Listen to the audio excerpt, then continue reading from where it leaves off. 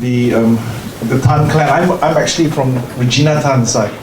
Yeah, Regina Tan, and she married Wee Ching Soon, which was also her first cousin. I'll explain later. So, anyway, I actually, just to explain, give context why I'm here. I was born and bred here, right? But my parents decided to move to Sydney about 30 years ago. So I was forced to go. I finished my national service. That's why the government let me in again. So 30 years ago, over 30 years ago, we left to stay in Sydney. And so I've been there for quite a while, but I'm kind of regarded as a specialist in early Singaporean history, particularly church history. And that was kind of an accident actually, because I'm not particularly religious, but I just happen to know a lot about the church.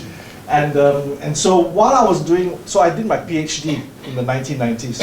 And I came to Singapore to do a lot of research. And when I came over here, I was going through a lot of the paperwork. I was staying with my auntie Clarice over here. And I was going through a lot of the paperwork, and I was finding all this information about people related to me, And so I started collecting all this paperwork. Once I finished my PhD, I started sort of putting things together. And then over the years, you start meeting people, especially when Facebook came around. One of the first few people I met was Juliana, who wrote to me saying, "Hey, we're relatives." I don't know who the hell she was, but we're relatives. Strange person connecting. And then you get other people connecting, and then before long, we set up Juliana set up the Facebook page, the Wee Ching Soon and the Regina Tan Facebook page. She set it up, and then everybody started connecting in.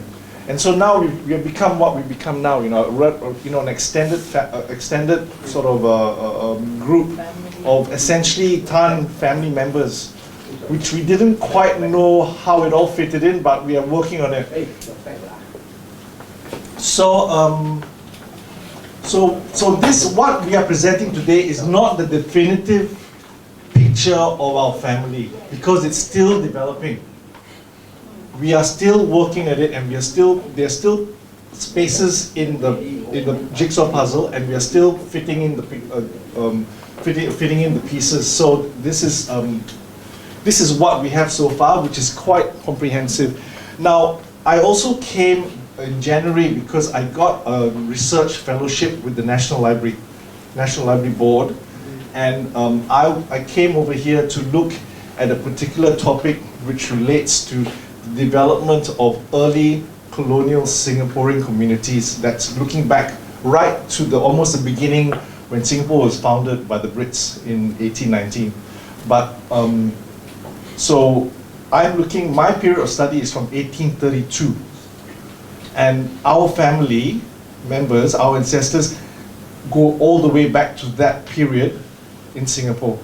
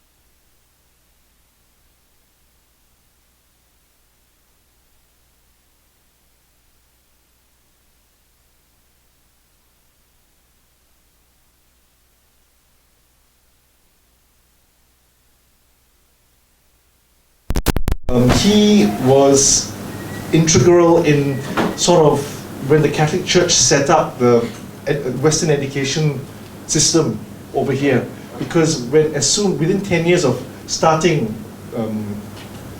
the church, they set up the school system. And so the Western education system was set up, which now is everywhere. It's just become a norm in Singapore. It was multiracial. The community was multiracial. And I'll explain to you exactly what that means later on. And Pedro was all in the midst of this. He was part of it. In fact, he was one of the first five. He was number 5 in interracial marriage in the Catholic Church at the time.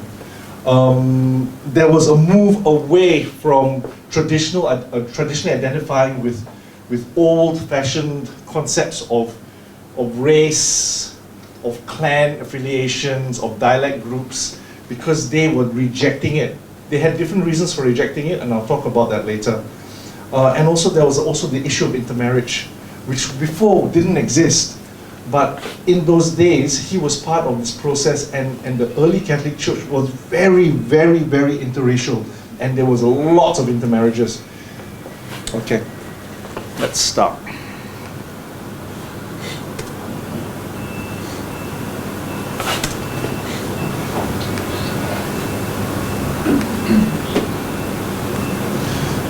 Okay, I had a problem. I have to admit something. This is on PowerPoint, but the file corrupted about 4 days ago. I didn't have time to redo the whole thing, so it's all saved as a PDF. So I have to scroll down like this. Okay, so bear with me. Okay, so before I start the talk, I'd like to thank the following family and friends who helped, encouraged, assisted, and and basically like Juliana Tan, who was just given Janet Lim, because we all are Tans. Janet Lim, it says Lim over there, who's just been awarded a PhD by the University of Essex just last month. And also runs the Tons of Makepeace Road. If you haven't seen it, go Google it, Tons of Makepeace Road. It's a fantastic website which covers our family history. Kui Hun, Tanya Pillay, Uncle Michael Chia, my Auntie Clarice Sui, my cousin Martin van der Kloster, Christina Yo over here, Audrey, Christina, Anastasia, and Sherry. All of them have been helping in many ways. Okay, the aim of the talk is to provide an overview of our family and its connection with the Catholic Church and community. I want to show the role of some of our ancestors played in the early development of Singapore. I want to also provide a short overview of the history of the early Roman Catholic Church in Singapore and our family's role within it, and also provide a brief genealogy of our Tan family. So that I will be calling Juliana to come up to help me, because that's actually most of it's her work. I don't know that much. She's the expert.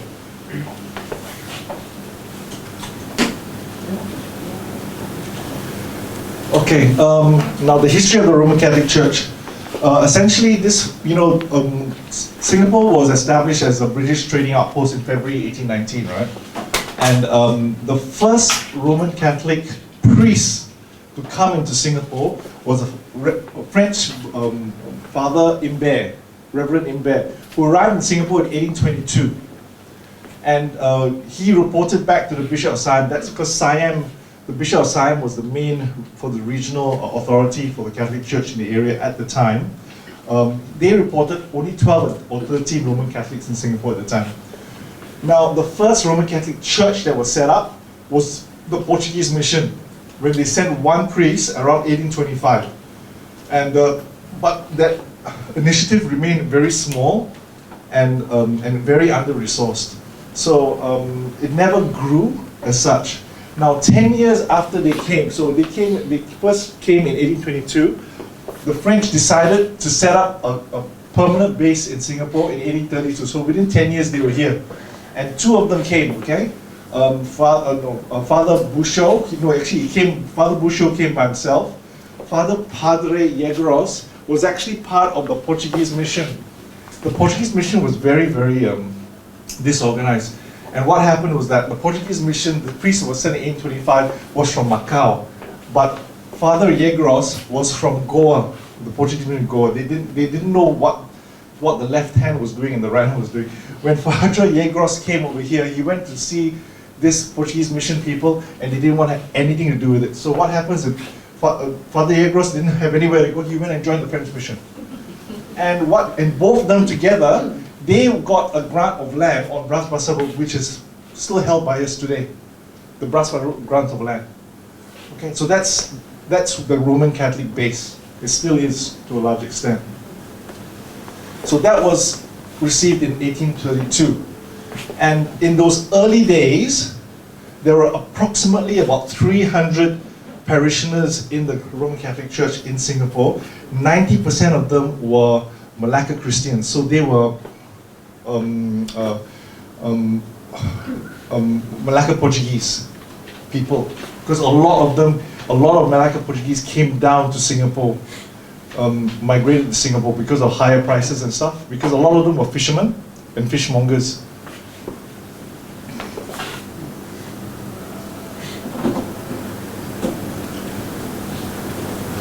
Now, the Roman Catholic Church was keen to work in Southeast Asian region and was not only focused on China, because many of the Christian orders, like the Presbyterians and the Methodists and the Anglicans were here anyway, but they never concentrated on Asian communities, were all focused on China.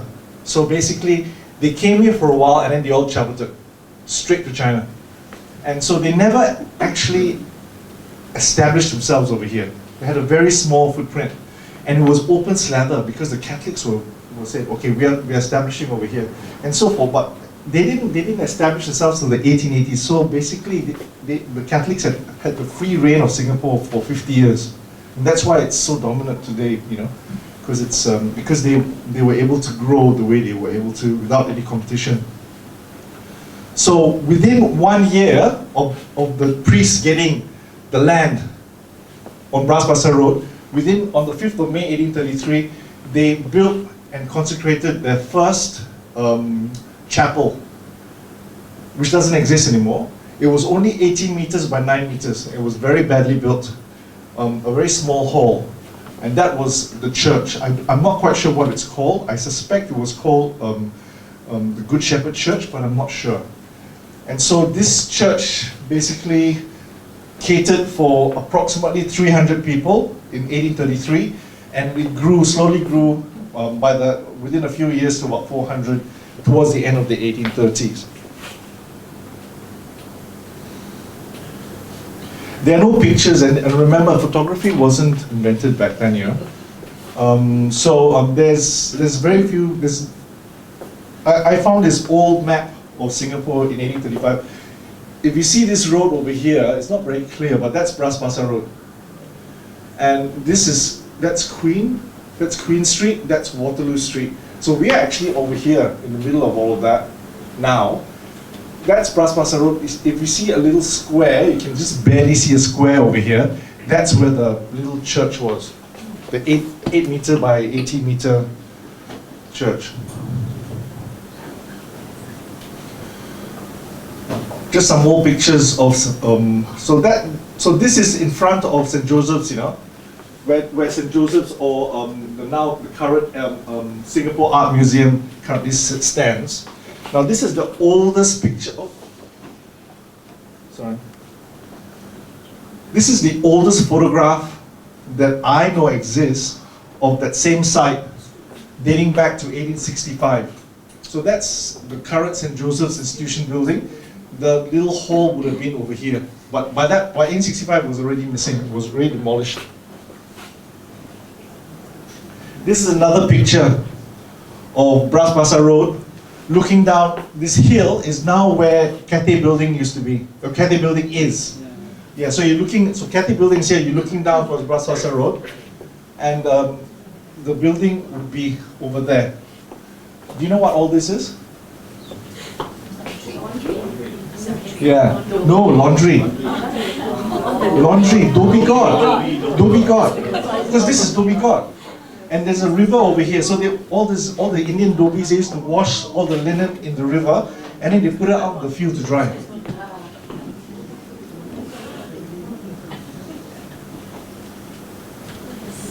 This old building would have sat exactly here, in the front lawn of the current Singapore Art Museum.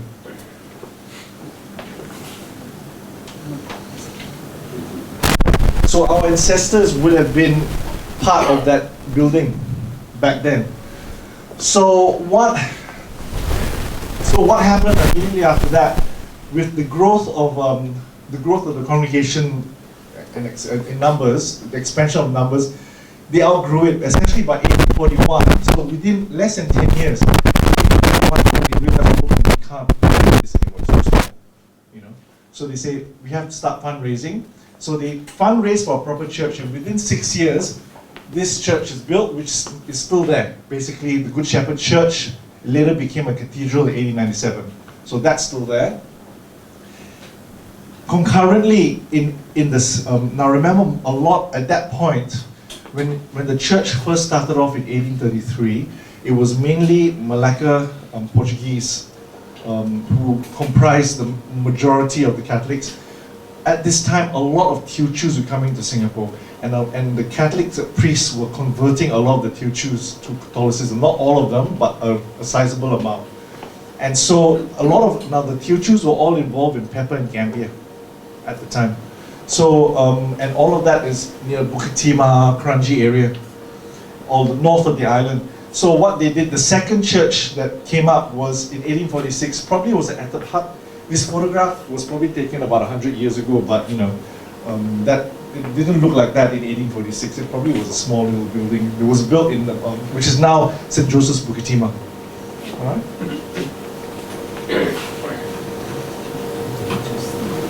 Okay, who is Pedro Tan Mukia?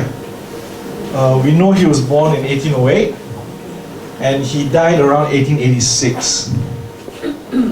He was one of the first Roman Catholic converts in Singapore.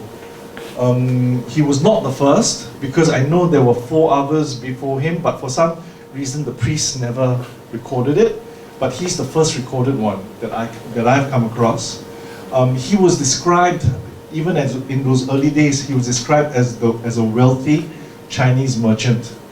And the priests were actually quite excited when they converted him, because most of them were coolies and didn't have any money. So, well, yeah, you know, there's a reason, because, I mean, if you're going to have a rich parishioner, you're going to be able to sort of, you know, touch him up for money, you know, build this, help, contribute to this church, contribute to that, you know. So they were actually quite excited, and I've seen a few write-ups. And also, because he was rich, I believe he was the first Roman Catholic philanthropist of Asian descent in the Catholic Church in Singapore. And also, he was one of the first Catholics to intermarry with a local woman as well. So now, Pedro was a Kangchu. Do you all know what a Kangchu is? Kangchu is essentially, it's a literal translation. I'm not sure which dialect that comes from. Foreman. Foreman? No, Kangchu is master of the riverbank. It's not foreman. It's much higher than that. Is it? Oh, okay. Yeah. Well, I was in academics, the text. It's converted as master of the riverbank. Kangchu, is it? Oh, okay. Master of the riverbank. Yeah. Okay, so he held several licenses over the years. So he was already here in the 1830s, you know. When he was converted, he was already wealthy. So I don't know how long he'd been here previous to that. I have no idea. So my guess would be at least minimum 10 years. I have no idea. So, but he held over the years.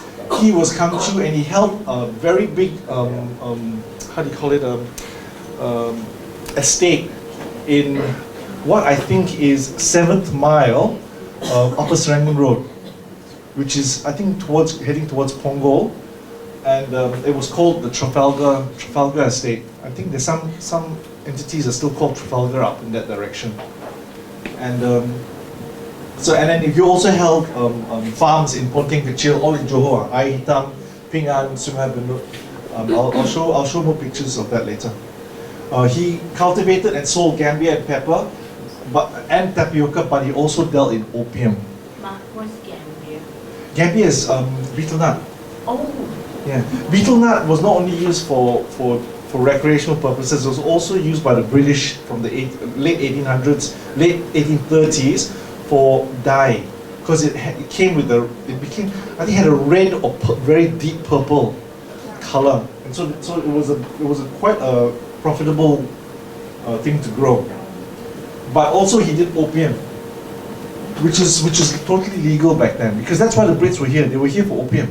You know, as a part of the China trade. The British government was the original giant drug traffickers. They were.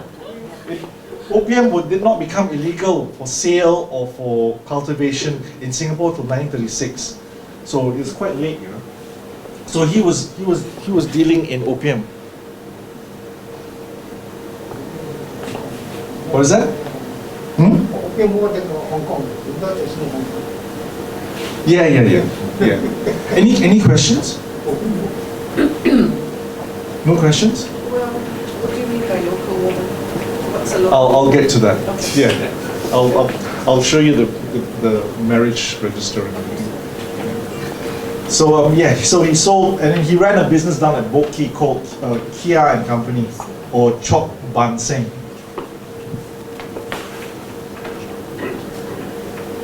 So now, Tan Ong Kia, because this is very early, the spellings of his name change, and it's over the decades, and it's all over the place. If you're going to do a search on newspapers, it's difficult because people spell it differently. It's not standardized. It's only standardized after about 1880. So during the 1840s, 50s, 60s, and 70s, it's all over the place. So you have Pedro Nokia, and Nokia. It's all over the place. Yeah.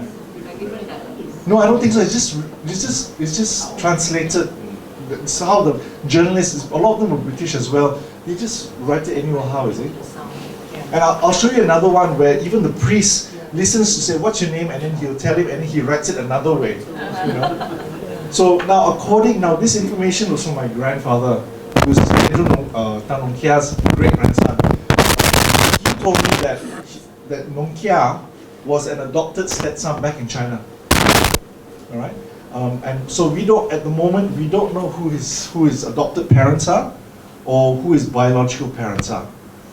Okay, and there's speculation. Some relatives speculate because he's got his name Nong Kia, which means child. So basically, child of Tan, or the Tan clan. There's also talk about the I don't know how to write the Chinese script character, but apparently there's even word that the Chinese script character reads as slave. Yeah. So slave child. I don't know. I haven't looked into that yet. I'll have to get more information.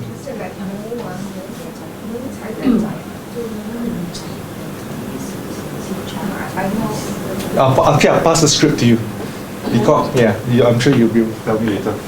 So at the moment, in documents, he just says he's from Kwanlong, which is Guangdong, I assume, right? And but we have no idea which village he comes from. He might have come from Pekne. We are not really sure. We're not sure, and that is just speculation on my part. So don't take that as as the truth. I'm just guessing. We're not sure, like I said before, we're not sure when he arrived in Singapore. However, the earliest account was in December 1839 by a Catholic priest who described him as a wealthy merchant. So in later years, he appeared to be assisted by brothers. So basically he had brothers out here. His brother's name was Zhao, which was very Portuguese actually, but he's not Portuguese, they're all Teochew. Zhao, which is actually John in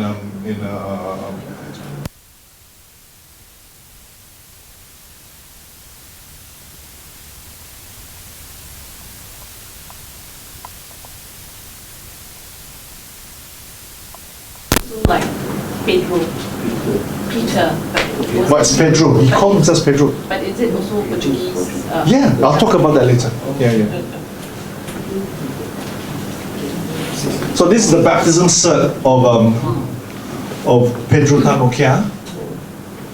Oh, thanks. Can you see me? I hear you. Yeah, okay. Now, this is all in Latin, you know. So, but this I've translated, rough translated into English thanks to Google Translate. Anybody can do that. Copy and paste. So basically, this is baptism. So soon after he was converted by the priests, that he was 31 years old, formerly from Huanglong, which is Guangdong, and he went by the name Peter, all right, but we know it was Pedro. And then he had witnesses. Basically, it was J. Woodford, I think it's John or James Woodford, and someone called Dorothy.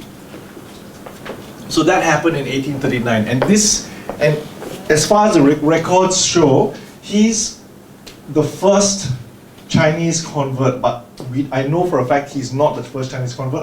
Like I said before, there were 4 before him, of several years before, but he was one of the original ones. Any questions? No? All this information is all on Facebook, you know? Yeah, all on Facebook. I'll be putting these slides up on Facebook as well. So if you know anybody who sort of wants to go over it, you can go over it later. So in the he's baptized in late December. He's baptized by Father Jean-Marie Burel. You know who Jean-Marie Burel is? He's the founder of St. Joseph's and Convent of Holy Infant Jesus. So a very prominent person. By the time he wasn't prominent yet. Historically, now we regard him as prominent. Back then, he was just a priest. And Pedro adopts the name of Pedro. Okay. In September 1841, Pedro marries Joanna Angao.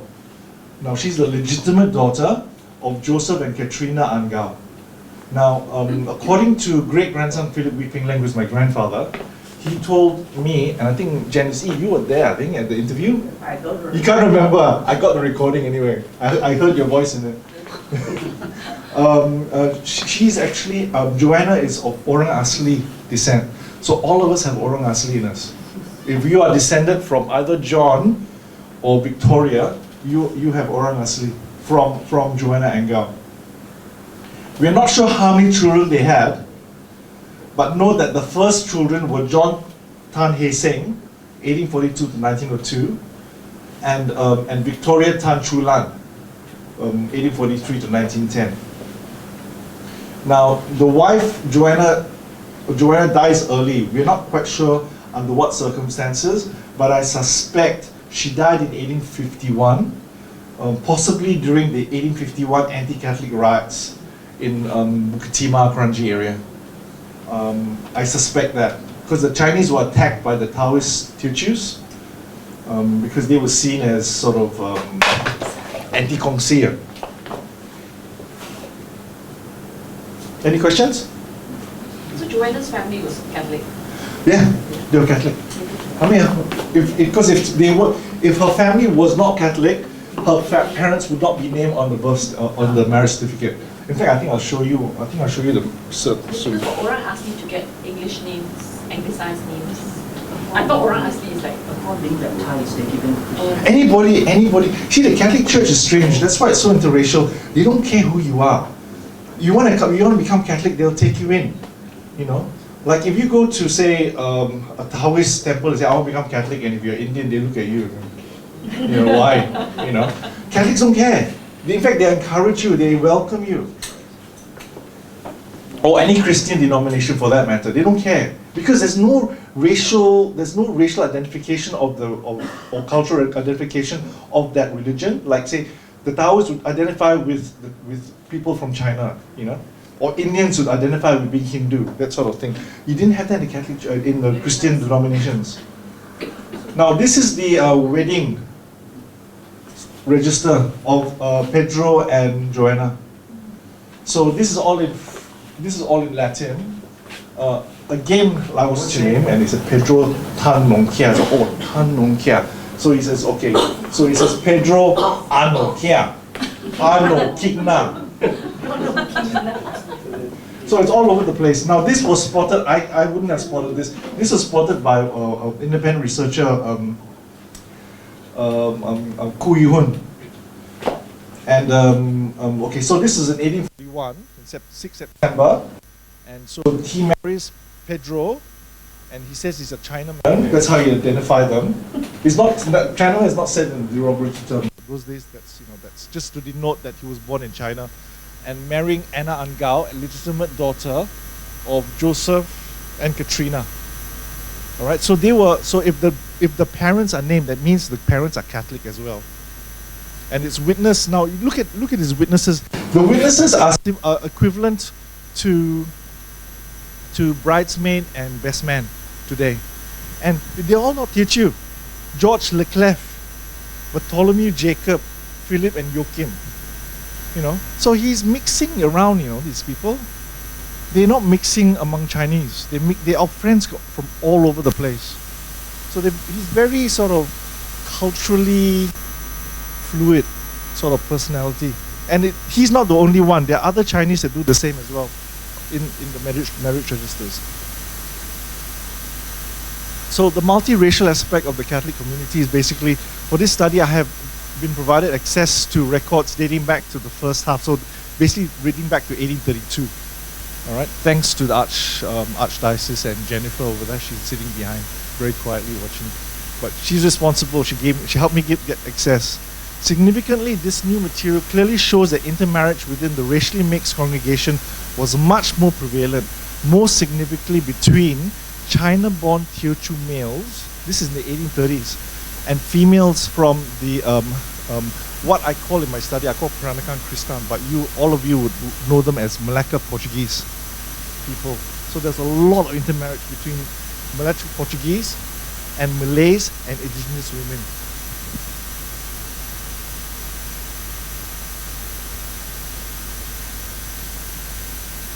So in the 1830s, why is marriage so important? Was it possible to get married in Singapore? The answer very simply and quickly is no. Okay, the gender ratio in Singapore was extremely skewed in favor of men. There were much more men than women in Singapore. So because Singapore was essentially a frontier town in the early days. It was all these migrant men coming into the town. It was very rough, it was very tumble.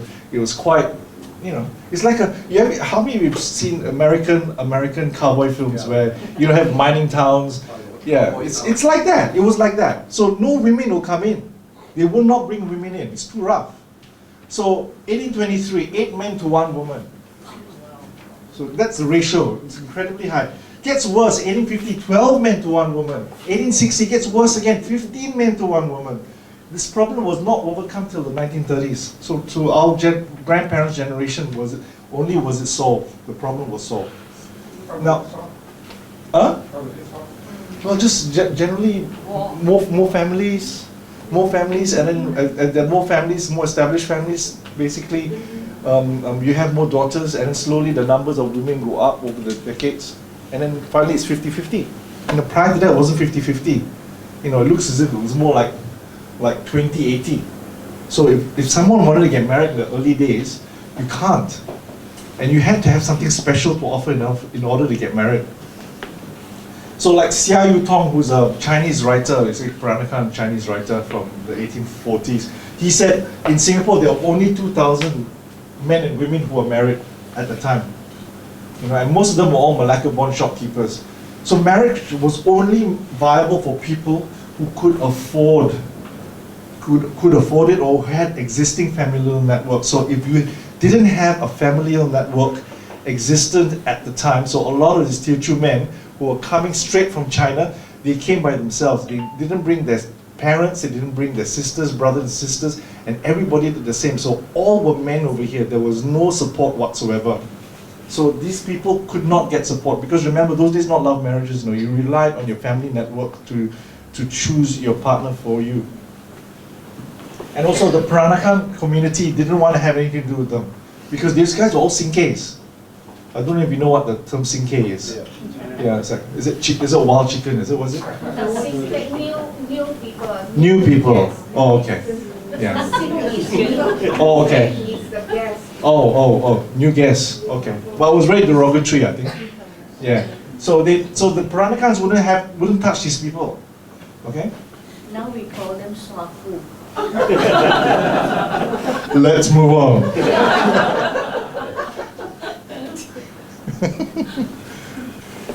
So no Teochew Chinese Catholic to marry, and marrying a non-Catholic was not an option. You just couldn't go out and marry and go back to the priest and say, look, I want to marry this girl, and then the priest will say, is she Catholic or is she ready to convert? If she says no, the priest won't marry. So you didn't have much of a choice, and most of the community back then were all poor farmers or coolies, and they had no financial enticement to offer potential brides. And Peranakans would not accept a coolie if a coolie comes out and says, can I marry one of your daughters? Basically, they will not even think of it. So what options did they have? So with no options, you find that many of them began matching up with the Malacca, what I call Peranakan Christian, but the Malacca Portuguese, and some Malays and indigenous females. So, you know, the Chinese men, Tan Beng Hui has actually found evidence that many of these Chinese men really didn't care about race. You know, they'll have relationships with everyone, irrespective of their color. So it's not uncommon to come across the idea that you know, interracial relationships will happen because they didn't care at the time, and I assume they still don't. I mean, men will be men; they don't care, you know.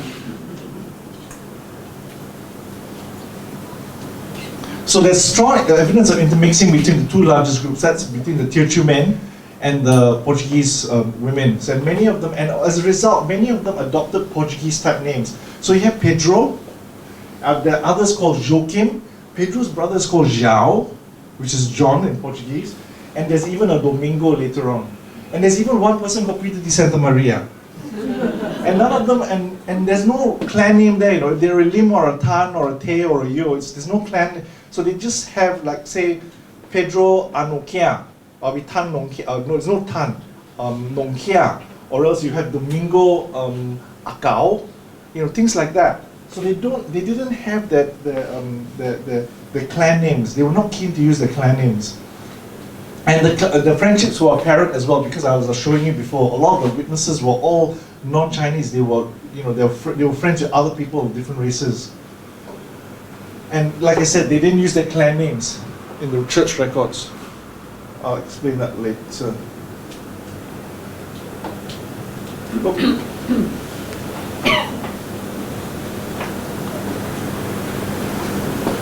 So why were the Teochews and the Portuguese, Malacca Portuguese so close? Socially, they had complementary interests. The Malacca Portuguese were established in the region since the 1500s, and they had their families with them, so they had a decent gender ratio. All right, because they all migrated. It's only like about 2 days sail from Malacca to Singapore, you know, as opposed to probably several weeks to maybe a couple of months from Singapore to China. So it was much easier. So a lot of the Malaccan families came to Singapore by the 1830s, and there was a lot of the families around, and so there was a lot of women to marry.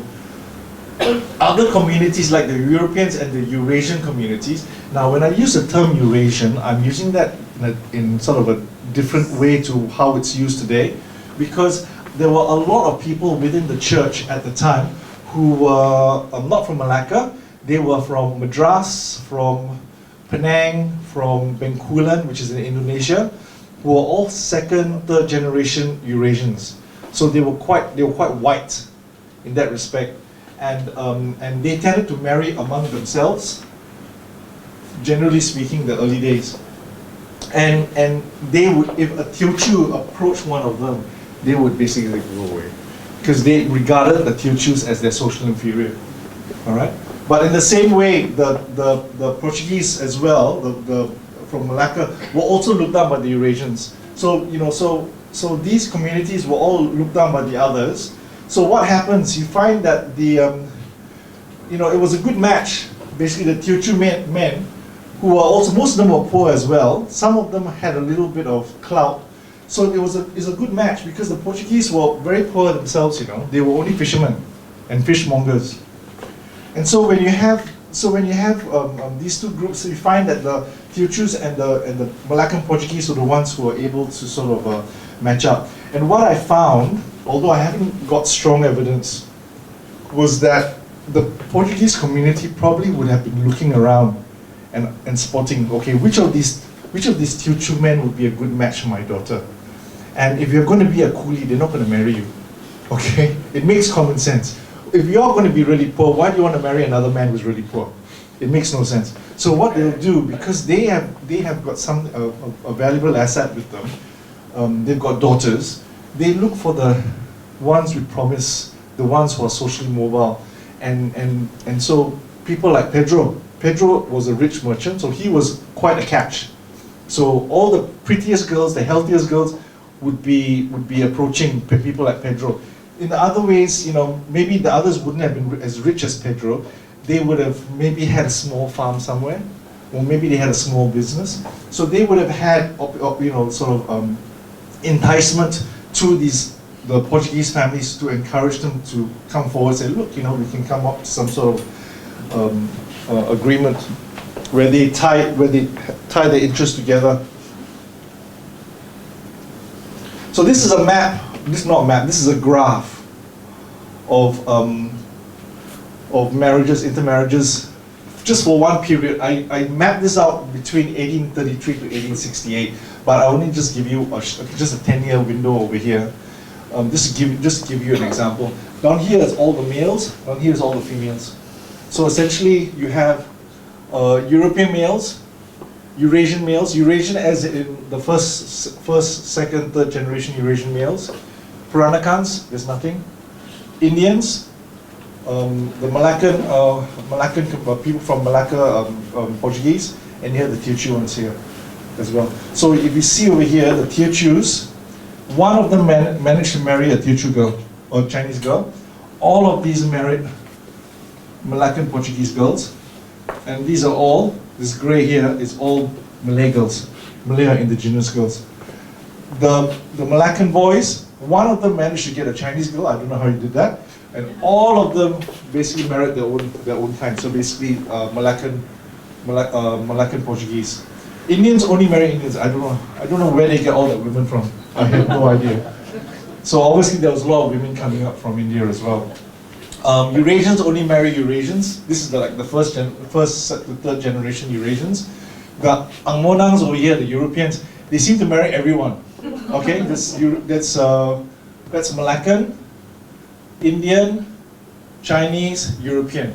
Now these European guys, they generally during that period they usually used to have lots of mistresses and harems, and they never used to. In most cases, they just used to have children, illegitimate children, and just chuck them away. Now, these guys are the good guys. These guys are the exception to the rule. These guys actually took responsibility and married their girlfriends. All right? But this is the exception to the rule. So this is just an example, just for that period. You can see the number of intermarriages, particularly with regard to Chinese. The Teochew guys over here. Because they had no one else to marry. So I wouldn't say they were forced. I mean, I'm sure it's a, I'm sure they liked the girls they married, you know. I'm sure they did, and so you know, that's the situation over there.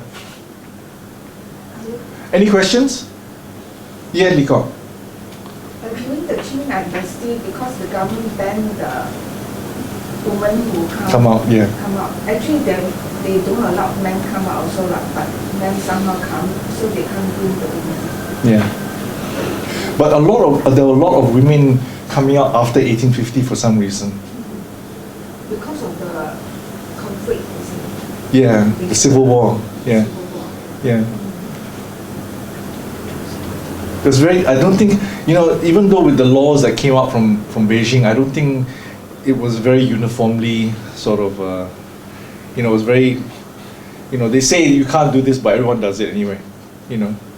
Because the Chinese imperial government was falling apart by the 1800s anyway, you know, so the control was quite sort of laxed. So I think a lot of things that they were not supposed to do, they did anyway. So a lot of, but by 1850, I know a lot of Chinese women are coming out to Singapore. But this is before 1850, so we don't see it over here. So so Pedro and Joanna have, as far as we are concerned, they have 2 children. One, I think we're not quite sure who's older, right? But I think it's John's the oldest and Victoria. So they have 2 children. Okay, and then Joanna dies a few years later in 1851 in the race riot, not race riots, in the anti-Catholic riots of 1851. Now, at the time, Pedro was already quite well-to-do, and he had large plantations in Bukit Timah. And after Joanna dies, he remarries Anna Lim Ah Kiao, which I think some of you are related to as well. You know? Although I'm not from that part of the family, and most of us are not, especially the Tan side. But I think the Chans are. I think you guys might also have. You not only have Joanna, but you also have Anna. That's what I suspect. We have to still clarify that. So Pedro remarries Anna Lim Ah Kiao in the mid-1850s, and he has another 5 children. Okay, and around this time, the Roman Catholic Church was beginning to rely on Pedro for funds when they needed it. So not only to build churches, but to build schools. A lot of funds for SGI, from St. Joseph's Institution, for this Convent of Holy Infant Jesus, the different churches that were being built in the area were all came from Pedro. But in relation to how much he gave, personally, I think he didn't give very much. I don't know. I mean, all of you are related to some of you are related to the Lows, aren't you? The Low Kwok Chiangs and Chan Tek Hees and all. I think from this side mainly. Yeah, all of us, including me. That second generation of philanthropists only began in 1880. From the 1880s onwards, they gave massive amounts. Pedro gave very small in proportion to what they gave later on. So he was the first philanthropist, but you know, taking into account what was going to happen 40 years later, he didn't give that much. I think. I haven't seen a figure to it. So the church always was looking for ways to make money. Because, I mean, like I said, the Catholic venture in Singapore was open slather. There was no competition. So they were constantly looking for ways to make money. And apart from relying on people like Pedro, the priests were also looking at ways to make money as well. Like, for example, in July 1848, Father Jean-Marie Burrell, who was the founder of SGI and CHIJ, makes reference to co-owning a 17,000 tree nutmeg plantation with a Christian Chinese. They don't mention his name. I suspect it's Pedro. And if that's as big as it is, 17,000, it's probably the Trafalgar Estate up on the 7th mile of Upper Serangoon Road. All right, so he owned that with Pedro in 1848. In 1863, so that's one venture. So he was using that money and channeling it back to the church to run. At the time, in 1848, Father Burrell was pushing extremely hard to get money to build a school. So he would have been channeling all that money towards his push to start the school system. In 1863, they did it again. They were looking at ways to make money. This time through the mission. Do you know what the Mission Estrangero de Paris, MEP? It's all this is all done under the Mission Estrangero de Paris. It's a French order of priests. It's a French order. So under them, basically, they got a priest called Father Augustin Perret in 1863 to try to lease a farm in Johor. And basically, what they were doing, they were mimicking Pedro, because this is what Pedro does. So they probably were talking to Pedro and saying, Pedro, okay, you make your money this way, can we do the same? And Pedro says, yeah, of course, you can do the same. So Pedro walks them through the process, and so Father Perry becomes a Kangchu. Technically it becomes a Kangchu, because what you do is you have to apply to the Sultan of Johor for a license. You have to pay for the license, and then the Sultan of Johor will give you what they call a surat sungai, a letter of the river, or river letter, which gives you the license to use a particular river. And so as a result of that, you get this whole plantation area where you're supposed to plant for profit whatever you want to plant. Well, they'll usually assign what you can plant. But usually in this case, back then it was pepper and gambia. All right? But Father Perret was not a very good businessman. Okay? And Father Perret was also a father. He was a priest. And he was very moral in his approach and very anti-opium. Okay, naturally. Because the church was very anti-opium back then. But they couldn't do much about the opium trade because the Brits were doing it. And they're not going to challenge the Brits. So basically Father Perret went in thinking he can make a profit just planting gambia, which is a betel nut, and pepper. But he could not, because then the farm began making a loss. Pedro went to Father Perret saying, you have to plant opium in order to break even, to make a profit. Father Perret refused.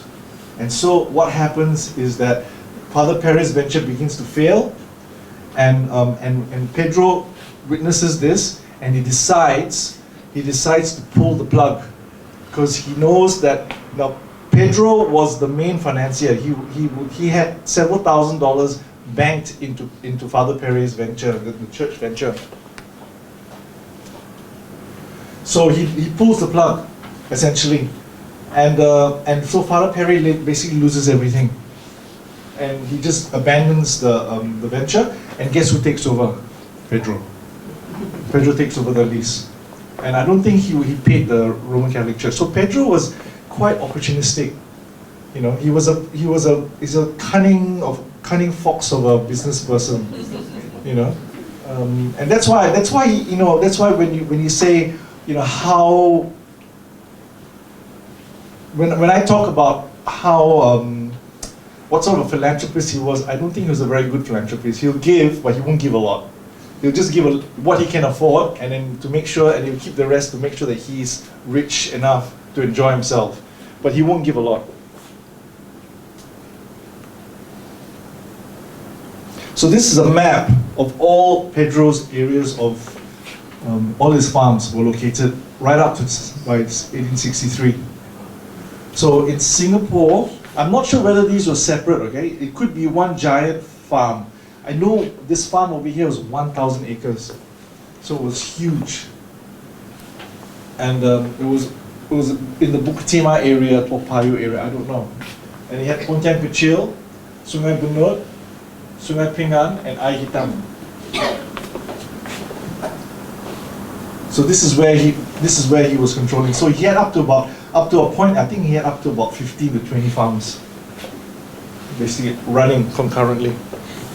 So he was a wealthy man. He wasn't super rich. I don't think it was possible for a Catholic to become super rich. It wouldn't be a Tan Nyok Ni. What's his name? Tan Hyok Ni. Tan Nyok Ni. He wouldn't be a Tan Nyok Ni because he was Christian. And because he was Christian, the Kongsis would be against him. So it was not possible to be as rich as someone like that. But taking into account that he was an outsider, he was a Christian, he was hated by the Kongsis, he did pretty well. This is a picture of the Trafalgar Estate, 7 Mile, Upper Serangoon Road. It's taken about 1880. He sold his farm in 1878 or 1876 or thereabouts, probably just 1877, 1878. This photograph was taken a couple of years after it was bought by an Anglo firm called Fraser and, I can't remember what, Fraser and something. No, not Fraser and Leaf. Fraser and something, but it's probably the same Fraser. So these plants are all tapioca. And these are more pictures of the tapioca processing. So this is all probably buildings and machinery which were used by Pedro back in the 1870s, because they were still being used in the 1880s when these photographs were taken.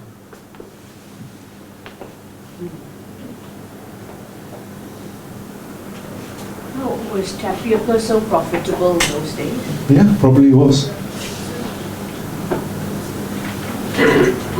These are more photographs of the tapioca processing plant that was once owned by Pedro.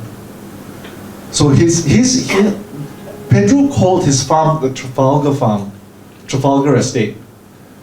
I'm not sure, I don't know that part of Singapore very well, but I'm told that the name Trafalgar is still used in that area. And this is a picture of pepper farmers. I'm not saying that these guys are Catholic, there's a chance they might be, but they're probably Teochew. And this is probably the conditions under which they were working. This photograph was taken about 1860. So this is all during Pedro's time.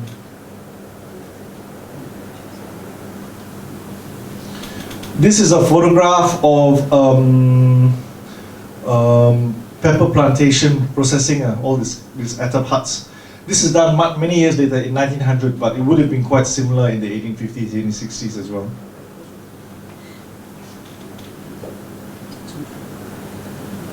And this is a photograph of workers moving pepper and gambia produced just outside of Jurong around 1860.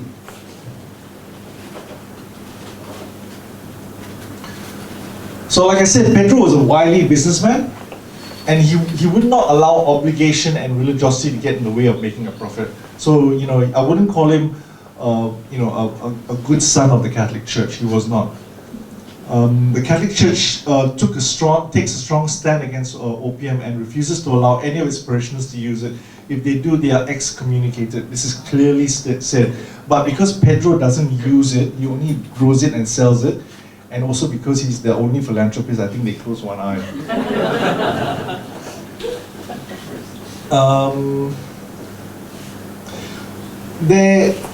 There's nothing's written about this, but this is just a feeling I get. Father Burrell's not very happy with Pedro. And Pedro, I feel, is one of those people who does anything he wants. You know, he's the big man of the... That's how he comes across. He's very much... He's got quite an ego. And firstly, he won't be told by anybody what to do. Because after his first wife dies, Joanna, who's all related to us, he takes on a new partner around the 1850s, early 1850s, and he starts having children. But I cannot find any record of him marrying her. I cannot find any record. I'm still looking and I cannot find. So he was living with a woman and having children by her, and he wasn't married to her. So that is what I see so far. Now this, in addition to that, there are marriage records of baptism of his children. But in the baptism, they just have record of the father, but no record of the mother. So Father Burrell is angry. You know, he's being forced, in my eyes, he's being forced to baptize his children, but he's not willing to accept the parentage of the mother, because the mother is not the father's wife. But he does marry her eventually. So that's Anna Lim. Anna Lim, what kind of name? Anna Lim something. Now another thing about Pedro, he had a strange experience, you know, because there's a lot of conflict in the 1850s, 1860s. He was either a victim or else he was an inciter of riots. Okay? In the 1850s, he was a victim. Christian converts hated the Teochew Kongsi. Okay, and likewise, the Teochew Kongsi hated Catholics. And because of that, in 1851, there were riots that lasted 5 days, and approximately, this is in the news reports at the time, there's no clarification how many people died. 500 people died. We don't know how many of them were Catholics, but I know the Catholics were killing people on the other side as well. So the Catholics were just as much to blame. The reasons for the conflict is there are a few reasons. There was in 1840s they were running out of arable land in Singapore. So it was difficult. It was getting very scarce, and people were getting quite desperate. So the Kongsis were trying to get land and began claiming that the British were siding with the Christian converts, which was not, as far as I can see. I can't see any whether that was true.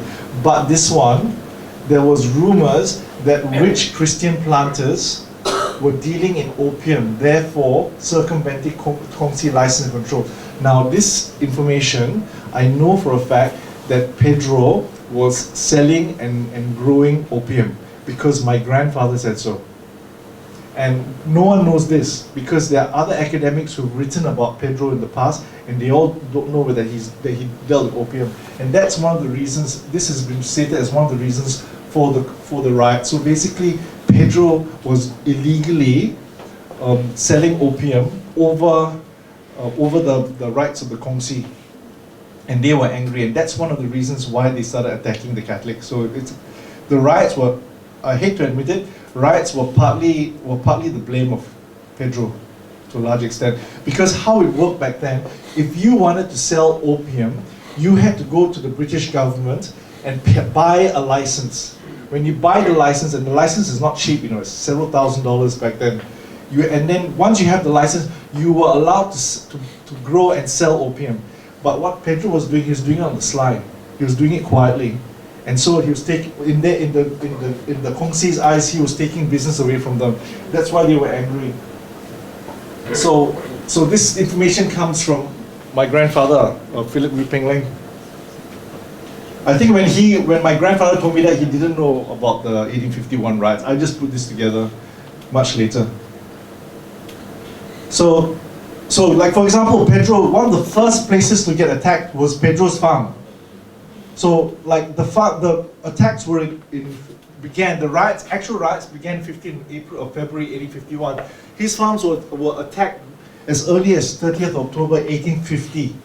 So he was a target. And then by 1851, it just spread like crazy, like wildfire. And there's a little funny story over here about Pedro who had to run for his life, right? And I think he might have left his wife behind. I'm not quite sure what happened to her. I suspect she dies. And Pedro basically needed to get back into his farm in Bukit Timah. And this is from a newspaper article in 1886 where they actually recount the events.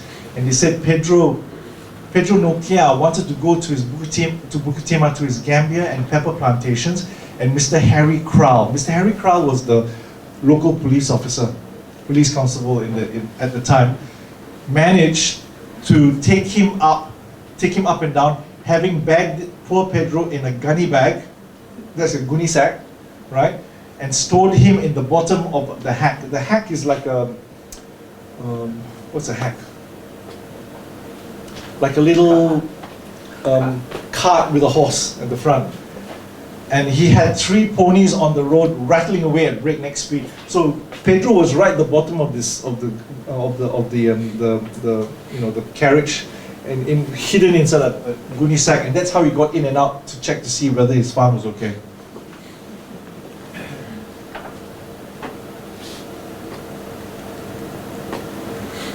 So like I said, I believe Pedro's wife died, so this it's ongoing lah. So basically, 13 years later, you have another issues in 1864. Again, he's attacked because one of the fathers saves a young girl from a Kongsi-owned brothel, and so what they do, they attack Pedro. So his place he's threatened, and so what he does, he travels, he goes to Macau. And stays away for a few months because it's too dangerous. So he and his family go to Macau. So you can see this ongoing thing with the Kongsis. This being threatened all the time. With riots, with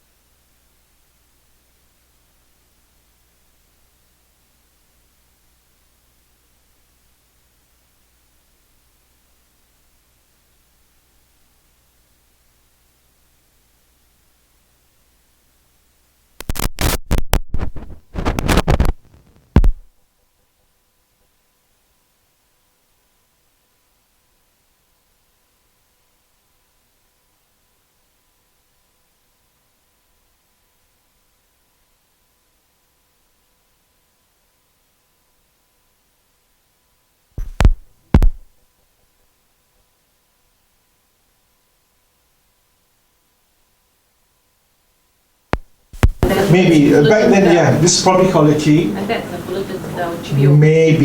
Maybe. It was much smaller then, probably. Yeah. Yeah. So he helped incite that riot. Now, Pedro was very much hated by the Kongsis, but by the late 1860s, he began to get quite respectable. I think the Kongsis got tired of challenging the Catholic Church, or the Catholic converts. So, so for example, in 1874, he heads a group of 299 Singapore, Gambia, and pepper merchants in an official delegation to the Governor General relating to the collective business of the collective business concern. So this is pepper and Gambia merchants. So he headed almost 300 of them, and this is an advert regarding that.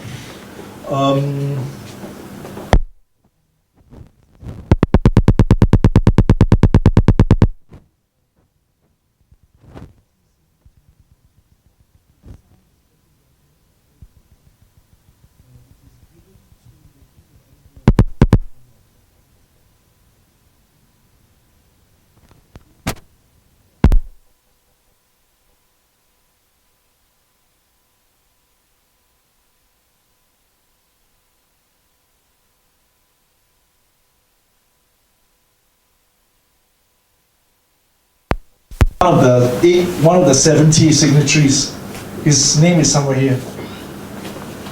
And this document is currently kept at the National Library.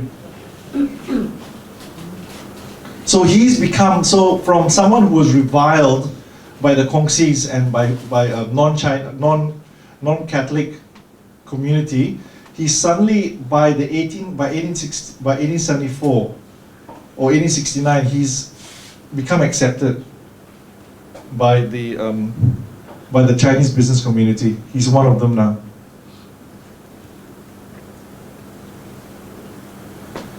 So he dies in 1887. I don't really know what his relationship with the children from Anna is, and what the relationship with his new family. We haven't worked out that relationship yet. I have a funny feeling there wasn't much of a relationship, and he just had a second family and just moved away, and he left his other family to their own devices. But John and Victoria were not poor; they were actually quite rich.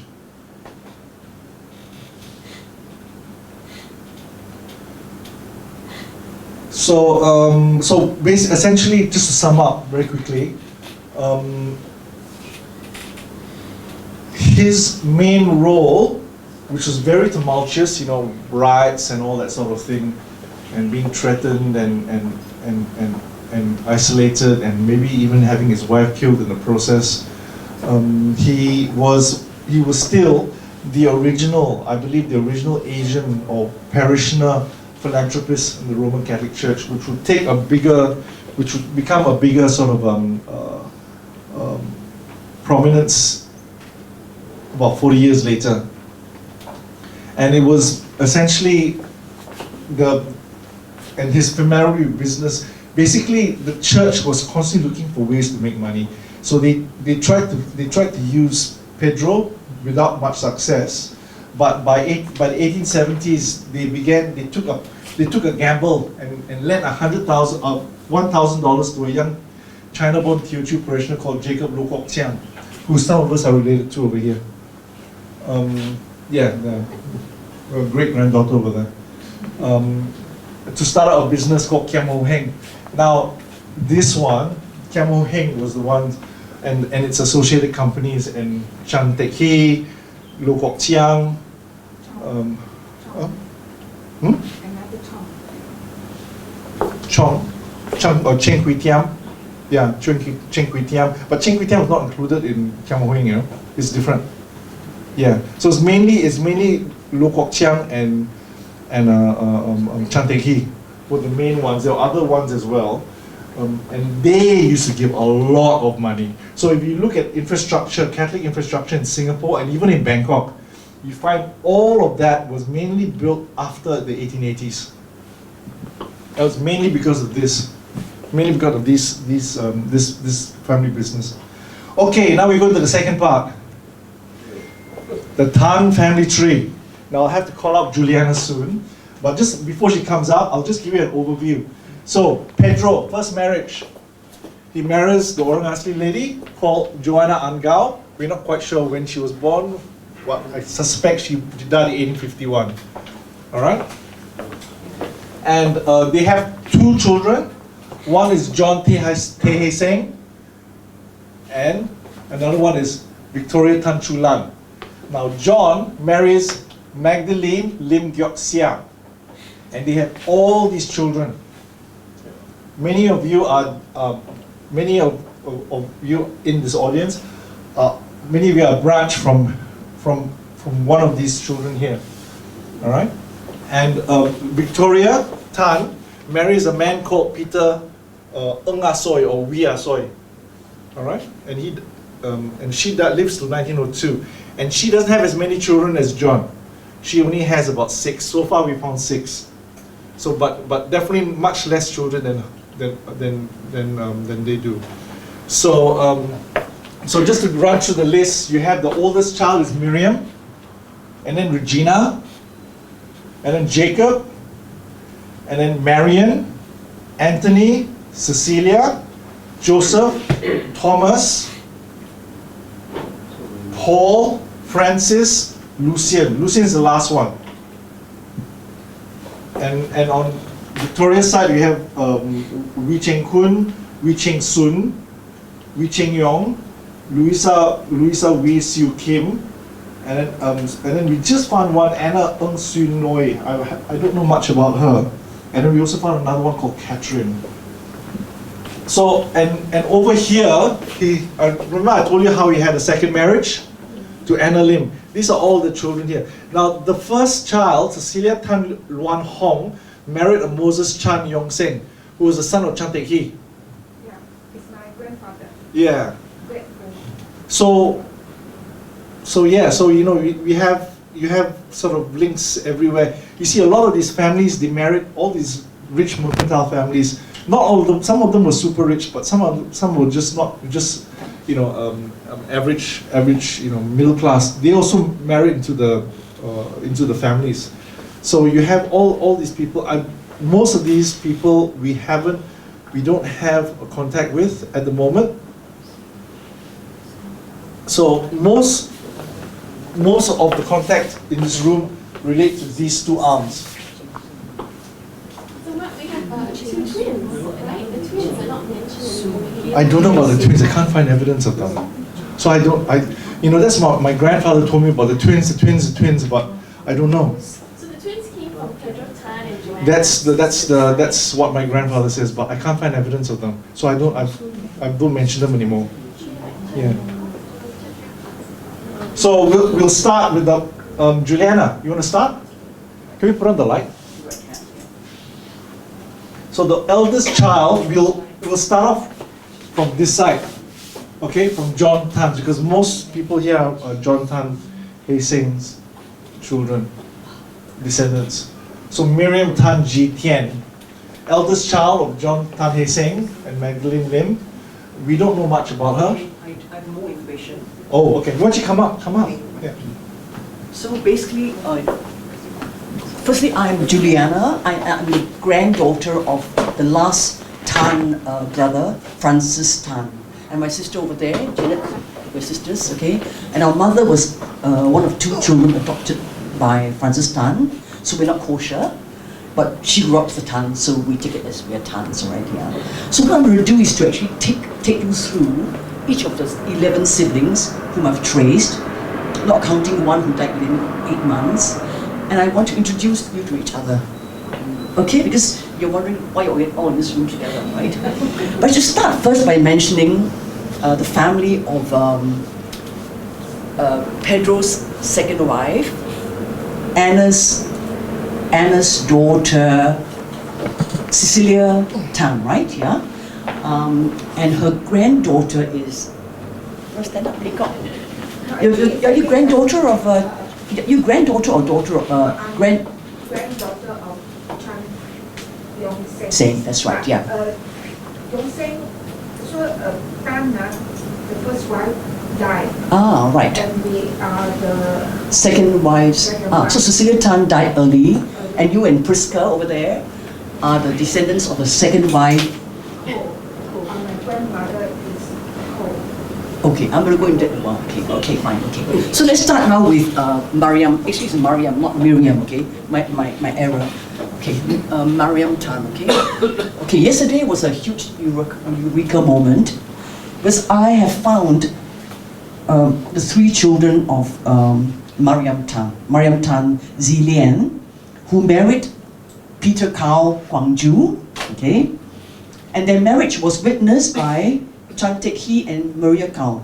Okay, now she's got three children. One is Lucian Kao, a woman married to Joannes Ng, and Agatha Kao married to Peter Ng, and a Francis Kao married to Lu Jian Tan. Yesterday I discovered that Mariam Tan and Petram Kao are related.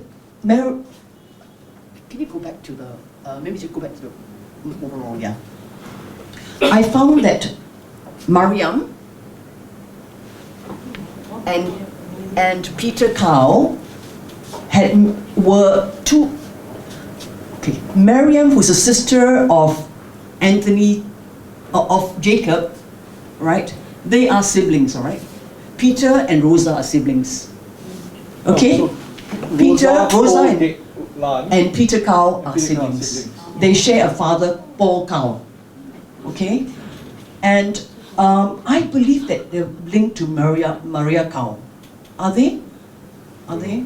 Leacock, do you know? Yeah. Because I said Chan Tek Hee and Maria Kao were the witnesses at Mariam's wedding. Okay? And Peter Kao, who's the father of so Paul Kao is the father of Peter Kao, witnesses the weddings of Marianne and Anthony and Lucian. So the Kao family was a very common person in the lives of the Tans. Okay? Now I haven't traced the current descendants of Mariam Tan, so that journey continues. We're looking at more recent registers now. Okay.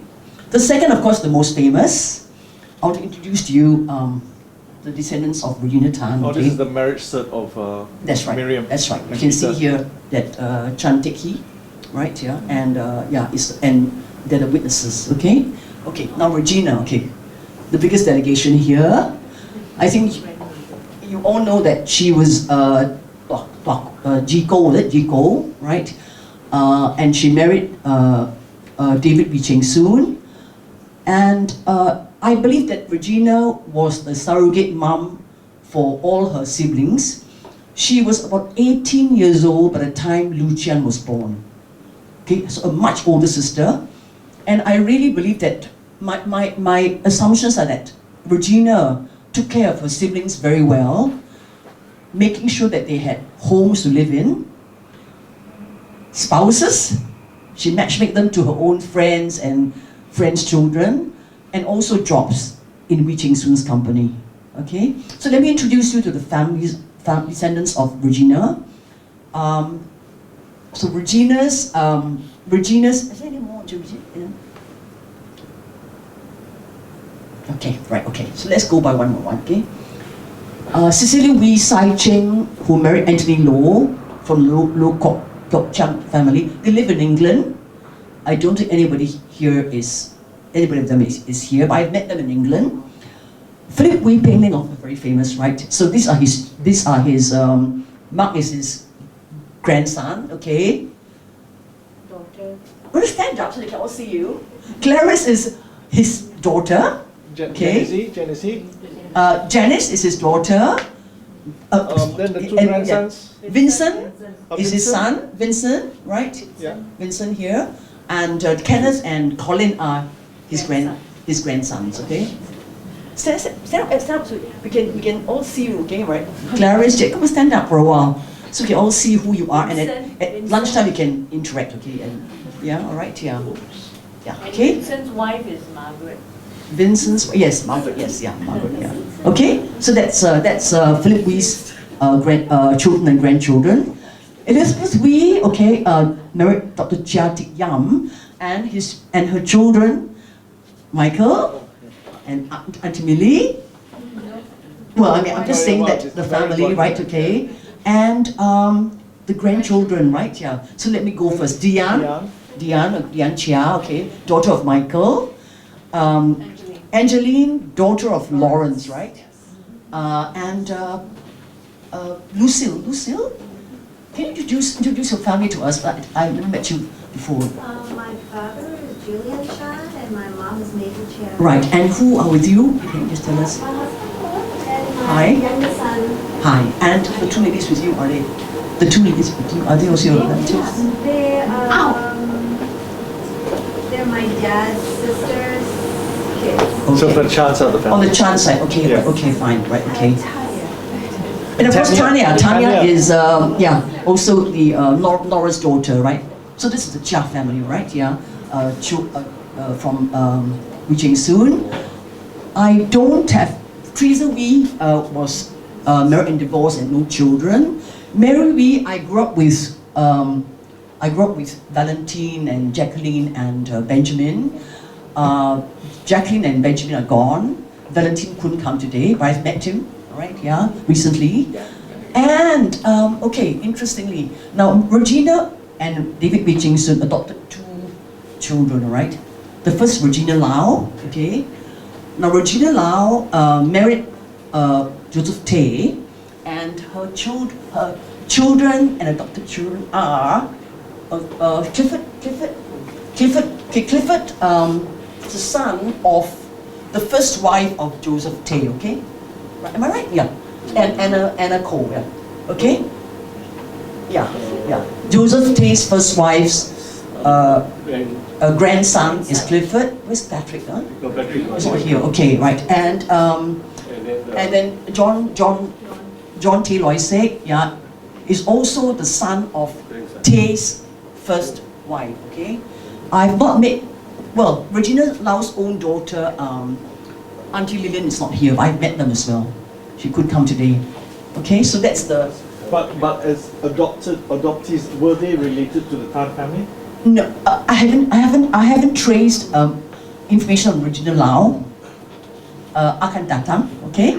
Well, next one is a surprise. But we suspect they are. Yeah. Because we suspect that all the adopted children were all from the Tan side and they just pulled them in. So we have to look for it. So the big surprise is that the second adopted daughter of Regina was Jacob's daughter, her own brother's daughter. Okay, and Elizabeth Tan's children are, or grandchildren,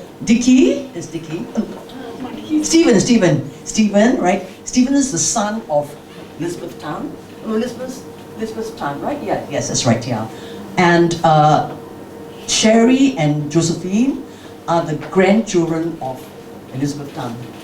Okay, and the wonderful thing is that the reason why my blog is called Tans of Makepeace Road was I was born at 186B of the corner of Makepeace Road and Whittimer Road, and they were at number 182, right? Yeah. For now, I should stop there for now. Yeah. So basically, we all were housed in that vicinity, which is why I call my blog Tans of Makepeace Road. Okay. Okay, that's for the original Tan family. Next one, this is a photograph of that Valentine passed to me, and we've traced all the children of Regina Tan and David Wee Cheng Soon. And we, to the best of our knowledge, we think it's Cecilia, Teresa, unknown, Mary, Elizabeth, right? Yeah. Unknown. No, that's Mary. No, this is Elizabeth. This is Elizabeth, Sherry. Okay. Yeah. So Right. this is Mary. That's Elizabeth. This one's unknown. This one's Regina, and this one's Elizabeth. Yeah. The last one. Okay. Right. Yeah. All right. Maybe one of the daughters died, you know. Maybe one could try one. Actually, okay, I discovered that Regina Tan lost a daughter called Mary. The same year that Mary was born.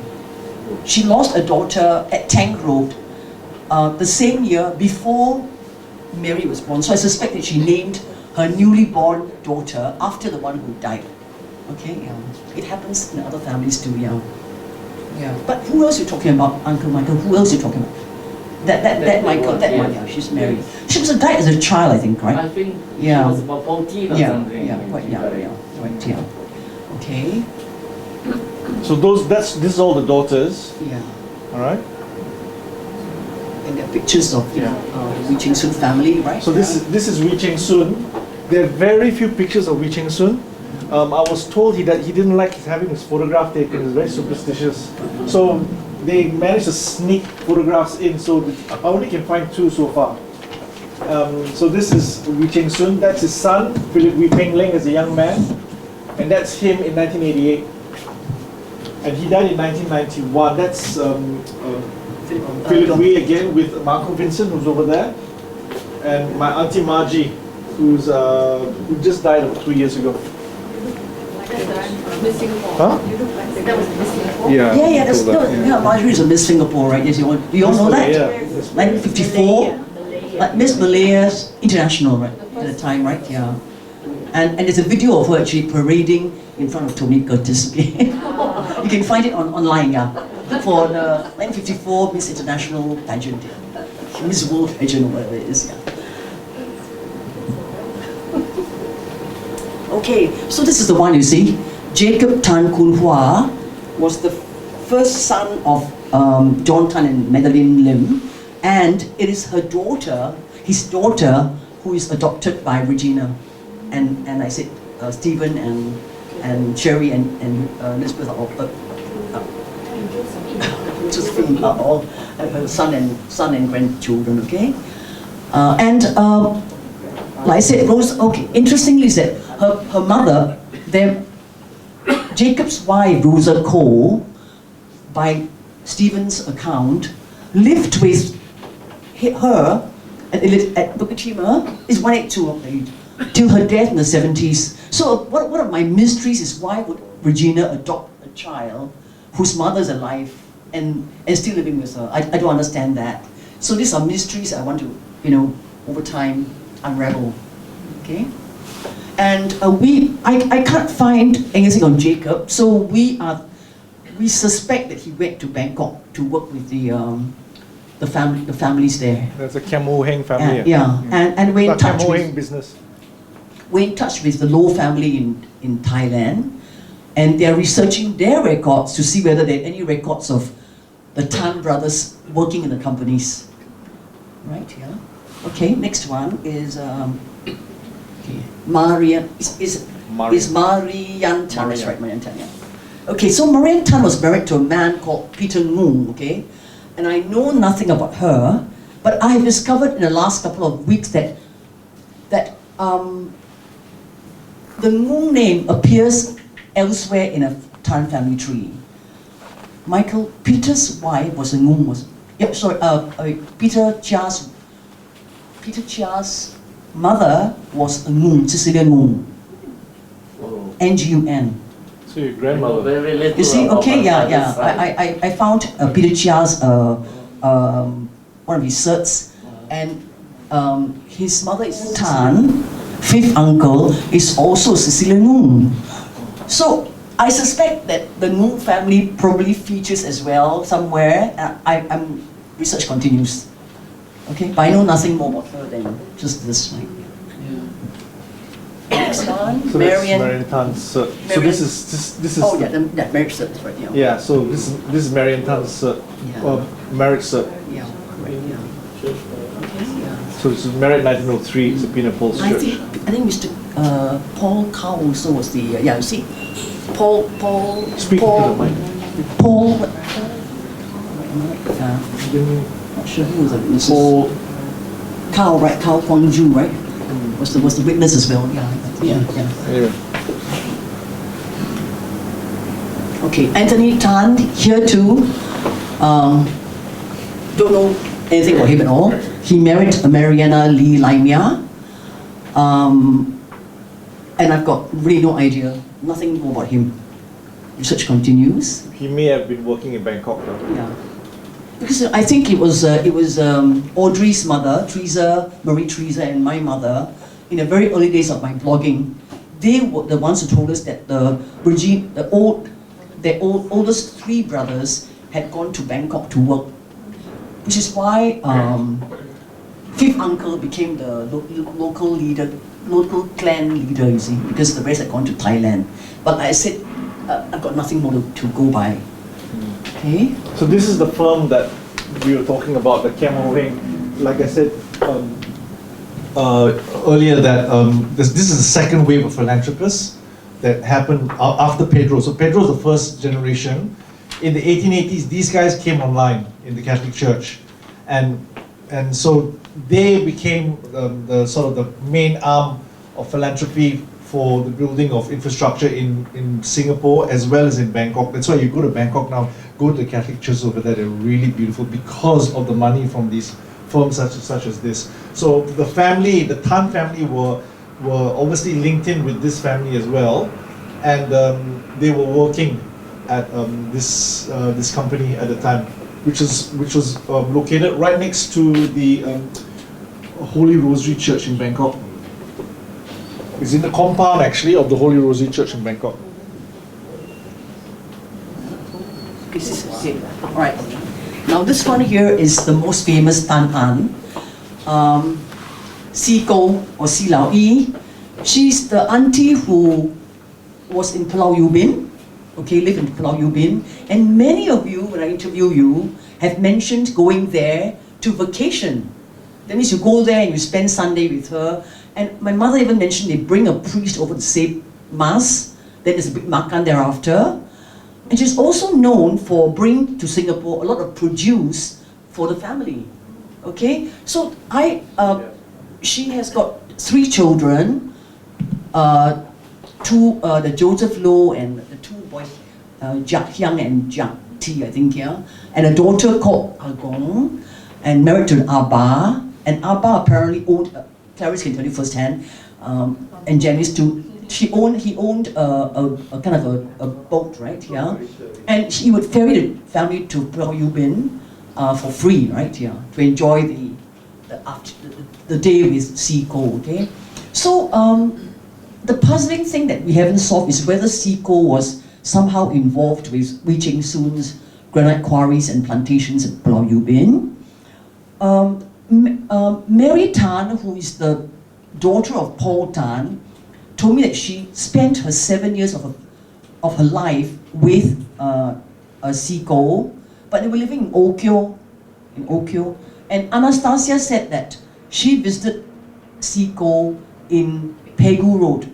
So I think our conclusion up to now is that Siko lived on Singapore Island first, all right, yeah, and then in the 50s or thereabouts, moved to Pulau Ubin, and therefore was probably not involved with the Wee Cheng Soon properties, because when Mr. Wee passed away in 1944, the lease for the land expired, and there were other new lessees for that land.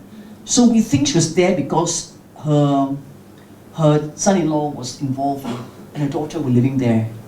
Okay, but what's interesting is that her 2 sons, were living in 184 Bukit Timah Road, because one of them married a lady from a Lake family, and the Lake lady's father had rented that house. So the 2 sons were actually in 184 Makepeace Road, but the daughter and her were all in Pulau Ubin. Okay, and to be frank with you, I'm deducing her name because Doreen Lake, who is the niece of her son, said that their names were Low, okay? And she's the only Tan lady married to a Lau or Low, so I'm deducing that she's the one, okay? Right, okay, so next one is, so apparently they're all deceased, so I can't talk to anybody or bring anybody here. Yeah. All right, yeah. Yeah. Like I said, lots of people remember her. The most famous, I think, Tan sister, frankly, yeah. I think one of the most loved ones. I think. Yes. Yeah. And you know, Tanya and I went to Pulau Ubin, and we really walked around the Wee Cheng Soon estate here. Where is it now? Where is it? Let me somewhere here. It's a huge estate with about three quarries there, all under the thing called Wee Ching Sun Estate. But Siko lived here, you see. So therefore, it's not consistent with the idea she could be looking after the property there. Okay, what's next now? Yeah. Oh, Thomas Tan. Okay. So Thomas Tan was the fourth son of John Tan and Madeline Lim, yes, yeah. And his granddaughters, Audrey, where's Christina? Yeah, Christina, let's stand up so they all can see you. And Alfred, please, yeah. So these are the granddaughters of Thomas Tan, okay? That means that they were the ones who were blood children of Thomas Tan and his wife Rosalina Lim, okay? But Rosalina came to Singapore to marry Thomas Tan with two of her own daughters, and their children, let me introduce now. Michael Lim, okay, Michael is a son of Virginia, okay, Virginia, and Francis and Sebastian, where you, yeah. They're all the sons of Virginia, who is the daughter of Rosalina Lim, who married Thomas Tan. Okay, so this is the Thomas Tan family, right? Yeah, and by all accounts, Thomas worked for the Wee Ching Sun Company as an architect, but he died too early, in fact, yeah. And Rosalina then raised the kids on her own. And sadly, Virginie and Anastasia were sent to the convent orphanage and had very, very hard lives. But they looked after the younger siblings very well, and now the family is one big happy family. I really enjoyed my time with them. And in fact, I grew up with Audrey and Christina, because we all were in the Thompson Road area. Okay, all right, yeah, okay. Yes, yeah, okay. Next one, who's it now? Just stop me if you got anything to ask me. Okay now, yeah, so I just said all that, yeah. So there's Auntie Teresa, who is the mother of Audrey and Christina, natural daughter of Thomas and Rosalina. Any mom? Oh, yeah, that's my mom. Later on I show, talk about her, yeah. Okay, so, okay, Paul Tan Kun Tong, okay. Now this uncle was also very well known because he lived the longest, okay. So the older ones had gone to Thailand. The younger ones, which is Thomas, and my grandfather also died very early. So he became, by all accounts, the head of the Tan clan in Singapore, and they lived at number 2 Makepeace Road, which is our neighbor, right? We were just around the corner, and a lot of my childhood was spent, with the family, right? Yeah. So here we have Christina Yeo. Christina Yeo is a granddaughter of Paul Tan. Her mother is Paulina, right? Paulina Tan. Yeah. They had 14 children, by the way, 14 children. And sadly, the very first child, Joseph, won a Queen's Scholarship, but was killed in a motor car accident. So he never quite enjoyed his scholarship, okay? But what's interesting is this, Michael, Lucy who married the wife of oh, it's not here. Okay. Paul married a woman called Lucy Chia, spelled T-S-I-A, and her family owned a coffin shop at Northbridge Road. Yeah. Okay. Yeah. Now, as you know, Peter Chia's family was also into the funeral business, right? I'm wondering they're linked to each other. They're both Chias. It's just, they spell their names in different ways. So C-H-I-A in one case and T-S-I-A. I suspect that, because I'm told at that time there were very few funeral companies, right? So I'm trying to trace back now to see whether or not the two Chias had parents who were somehow linked to each other. I have no idea about that. Yeah, I mean, this is things you do in research. You just look for all these, all these connections, right? Yeah. Yeah, the chances are very high because there are only two undertaking companies in the Catholic community.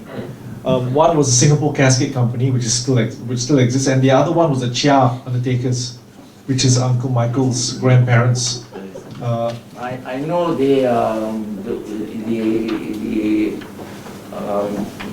there's a Wet family. You know, Webb, yes. Europeans Yes. who own that. Hochstadt Yeah. family. And the son was studying with me in school, St. Yeah. Joseph's Institution, and they emigrated to Australia. Actually, I knew Joey Webb. I knew Joey Webb. It was my I see. Yeah. And we knew she was involved with, and Mr. Hochstadt as well, right? Herman Hochstadt as well. Herman Hochstadt. Also, his family was linked to the Webb. So they own Singapore Casket. But I think your family was more specifically for Catholic families, right? Yeah. So anyway, the mystery has been unraveled. Okay, yeah. I suspect that they are linked, you know. Yeah. And like I said, you know, her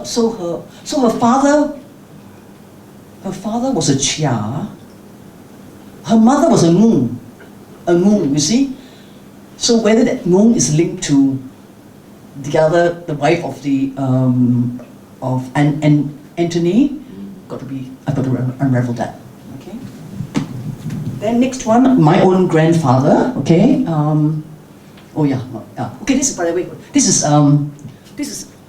Auntie Mary, number 2, Makepeace Road.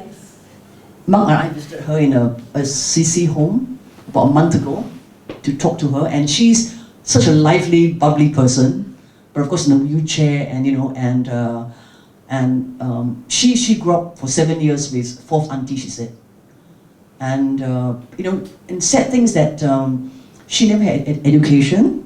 So at 11 years old, she was selling drinks in Jalan Besar Stadium to football fans.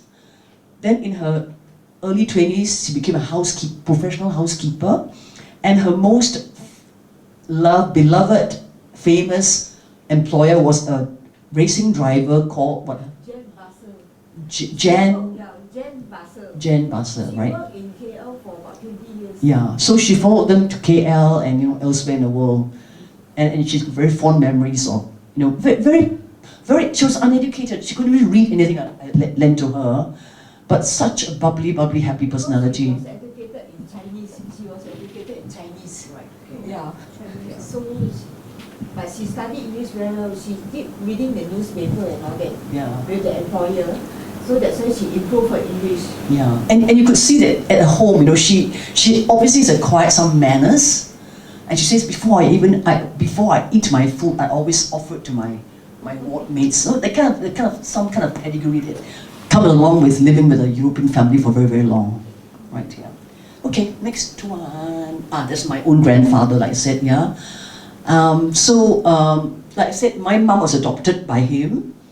Actually, her own mother gave her to her sister. So I grew up with this family and my other family in Johor. Francis worked as a foreman in Wee Ching Sun Company.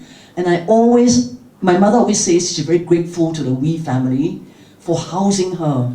From the time she was small, she was housed in Pasir Panjang. She was housed in 257, right? 257 Bukit Timur Road, and later on at Bukit Timur Road 186. So all her life, she was actually housed by the Wee family, and she always says she's very grateful to Cecilia and Philip and all that. Yeah, and of course our flat was above the office, right?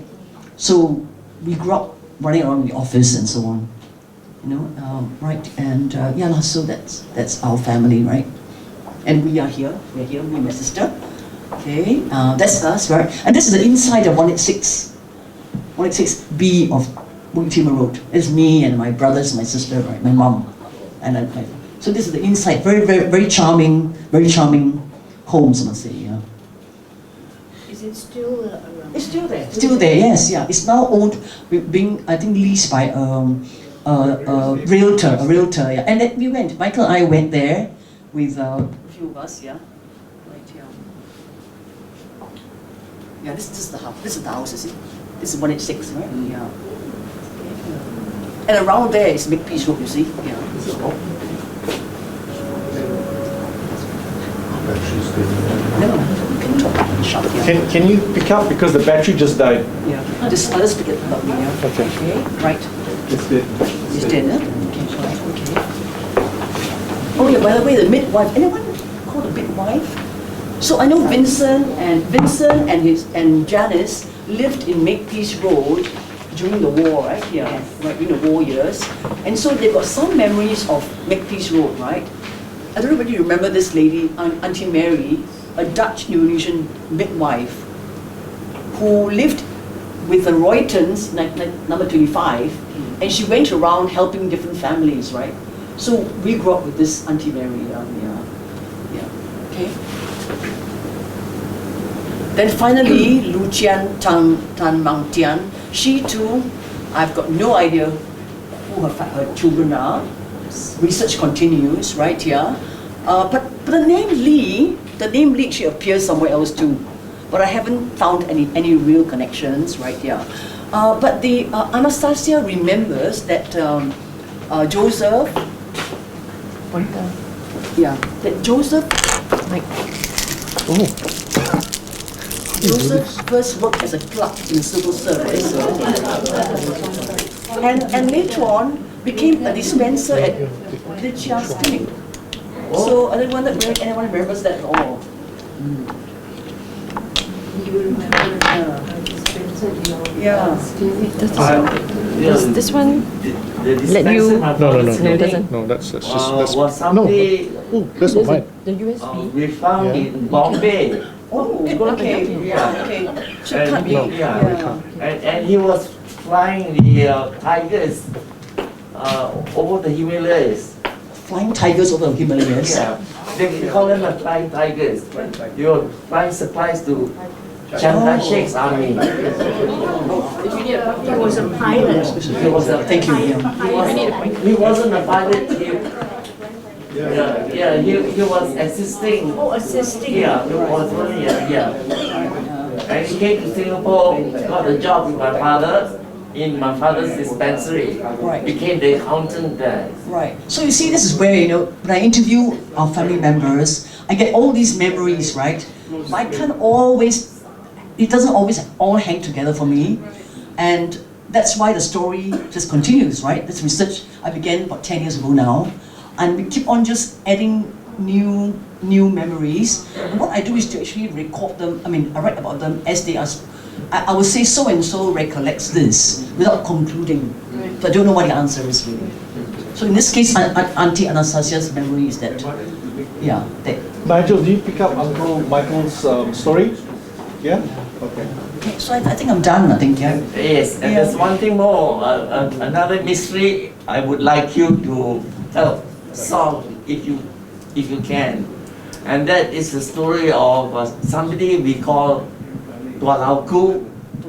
Yeah, well, it may be the wrong, So who is on the mom's side, right?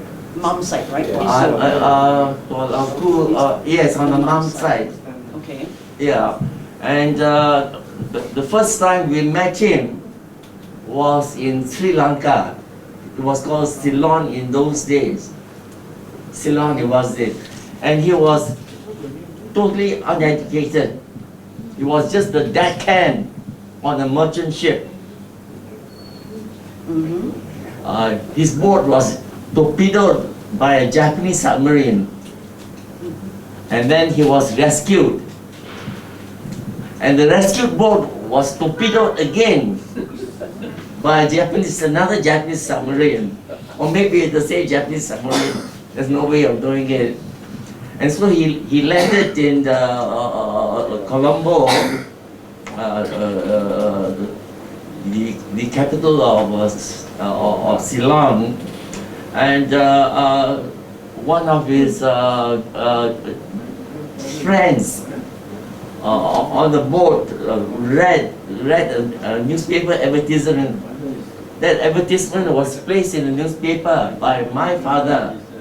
Yeah, relatives of Yu Xian Sun, please contact Dr. Chia Tek Yam at this address. Yeah. So he came to our house in Sri Lanka and found us. And he came, and then he was working with us for the rest of his life until he died. How old was he when he passed away? He died in the Windsor Park. So in the 50s. Well, you know, my wife and I had left Windsor Park and we really had no idea. So in the 60s then? Yes, I think, yeah. Tua Lau Ku. He would have. Tua Lau Ku, was he a Tan or was he a... I think he was a Tan. So going by Tua Lau Ku is your mom's side, right? Yeah. So your dad was Peter, your mom was a Lin, right? I'm sorry, was Sylvie. Yeah. So you aren't. So My mother was He can't be that old. because you know, yeah, because your Regina was the second daughter, and there was no son older than herself, right? So what does Tua Lau Ku mean? Tua means oldest, right? Oldest, yeah. What's if it's G and son and all that stuff, right? Yeah. Okay. I guess I've got to go just you know. Yeah. So you know he's a Tan, or you don't know at all whether it's a Tan. Yes. It can't be from here because I mean, if he died in the 50s, and I assume he would have been about 70, he wouldn't be the oldest here, that's for sure, because the first one was born 1869. He would have been close to 100 years old. It can be. Next I'm sure he generation. died much younger than that. Yeah. So it's. So it can't be this is Spencer, right? This is Spencer, Jian Tan's husband, the Spencer. No. But it can't be a Tua, which is younger than your. Okay. Well, it's just a mystery to solve. Yeah. Okay. Yeah. Thank you. Yeah. So I'm done. Oh, sorry. I'm done with all the 11, right? Are we done? I think so. Yeah, I think so. okay. Right, okay. Let me go down. So I suggest that at lunchtime, and today, by the way, lunch is by Mary Gomez, who apparently appeared to these papers. She's a Eurasian chef. I know her for a long time, and she represents Singapore at tourism events abroad. But so she's cooked for us. So enjoy the lunch and do mingle and learn about each other. But before I end, I'm going to introduce you to Zhi Jian, Chong Zhi Jian over there. Zhi Jian is a playwright and director, and today's fly on the wall. He's written a play about a family, not literal, but inspired by Tons of Makepeace blog. And the reading will be next January, thereabouts, right? Yeah. So if he goes around interviewing you, please respond to him. Give me one more trivia for his play. Yeah. So I guess but I guess I want to finally thank Jennifer. Where's Jennifer? Jennifer Joseph runs the archives, Roman Catholic archives, and without those archives, really, Mark and I would be totally paralyzed. Because luckily we're all Catholics, right? So all our records are so well kept by those French and Portuguese priests. And basically we've been tracing back and forth through the records because they're well kept and they're all digitized in the National Library. Okay? So enjoy lunch. Nothing. Yeah, enjoy lunch and let's stay in touch, alright? Okay, let's stay in touch. Alright? Thank you all very much. Yeah. A lot of our discoveries, as we discover them, is put onto the Facebook page. So if you're not a member of our Facebook page, try and get on. All right. I think I recognize most of your faces, and I think all of you already are. But those who are not should try and get on. I don't think you're there. Yeah. Ask Tanya to put you in. And the blog is with the blog as well. The blog is with the blog. Oh, Tons of Makepeace Road as well. There's a lot of stories over there, which was put together by Juliana. Tons of Makepeace Road. Just Google it. Yeah. Thank you.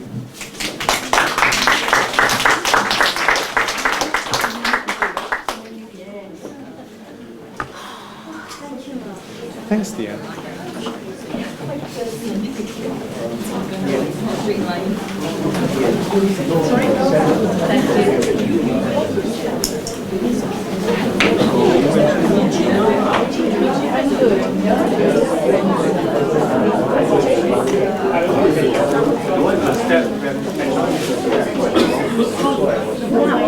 To you, I don't know what I took. Oh, doesn't matter. Thank you.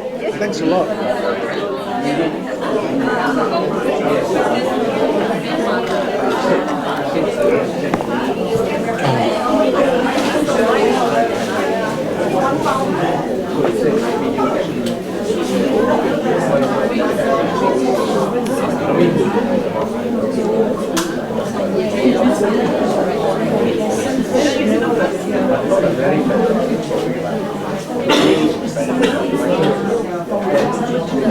Very